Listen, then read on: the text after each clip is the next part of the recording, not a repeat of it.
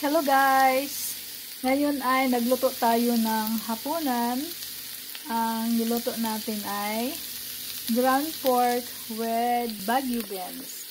Ilagay na natin ang Baguio beans kasi luto na yung ground pork natin. So maraming Baguio beans.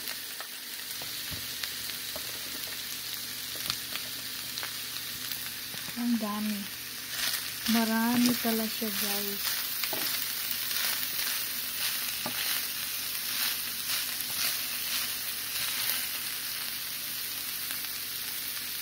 Luto na guys ang atong nilutong green beans. Masarap siya guys. At ito lang kakainin namin guys. Ano lang siya guys. Itong niluto natin. At saka salad. No rice. So yun lang guys. Makaya naman guys pag ganito. May ano naman tayo, may protein. So, yun guys. Thank you for watching. Bye-bye!